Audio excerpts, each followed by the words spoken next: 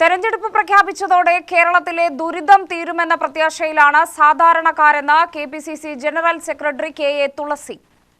INTUC building road workers ഫെഡറേഷന്റെ രാപ്പകൽ സമരം ഉദ്ഘാടനം ചെയ്ത് സംസാരിക്കുകയായിരുന്നു കെ.എ. തുളസി.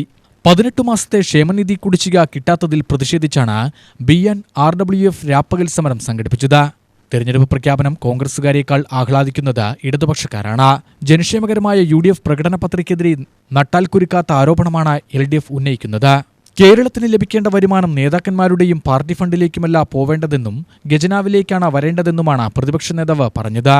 UDF പ്രകടന പത്രികയിൽ പ്രഖ്യാപിച്ച ഓരോ കാര്യങ്ങളും ബന്ധപ്പെട്ട മേഖലകളിൽ ചർച്ച ചെയ്ത് തീരുമാനമെടുത്തതാണ്. LDFന്റെ പ്രതിഷേധം സാമൂഹ്യ മാനുഷിക താൽപര്യങ്ങൾക്കെതിരെയാണെന്നും കെ.എ. തുളസി പറഞ്ഞു. സൗജന്യ യാത്ര ഉറപ്പുവരുത്തും എന്നുള്ളത് പ്രഖ്യാപിച്ചു. അപ്പോൾ ഒരു മന്ത്രി പറഞ്ഞു ഇതൊക്കെ എവിടെ നിന്ന് എടുത്ത് പറയും.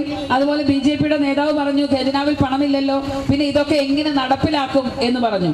അതിന് നമ്മുടെ ജില്ലയിലടക്കം വന്നപ്പോൾ പ്രതിപക്ഷ നേതാവ് അതിന് മറുപടി കൊടുത്തതാണ്. കാരണം ഖജനാവ് നിറയ്ക്കണമെങ്കിൽ അവിടെ ഇച്ഛാശക്തിയുള്ള ഒരു ഭരണകൂടം വരണം, ഒരു ഭരണാധികാരി വരണം. നമ്മുടെ സർക്കാർ അധികാരത്തിൽ വരുമ്പോൾ ആ ഖജനാവിലേക്ക് എങ്ങനെയാണ് പണം എത്തിക്കേണ്ടത്?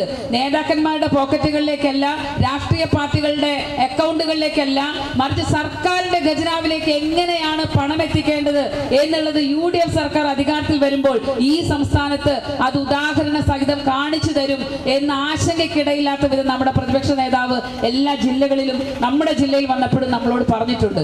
അതുകൊണ്ട് ഈ പ്രഖ്യാപിച്ച പദ്ധതികളൊക്കെ തന്നെ ഏറ്റവും അധികാരത്തിൽ വന്ന് സമീപ ഭാവിയിൽ തന്നെ ഈ സംസ്ഥാനത്ത് നടപ്പിലാക്കാൻ ഇച്ഛാശക്തിയുള്ള ഒരു സർക്കാരായി മെയ് മാസത്തിൽ അധികാരത്തിലേറുന്ന UDF സർക്കാർ നടപ്പിൽ വരുത്തും എന്നുള്ളതാണ് യാഥാർത്ഥ്യം.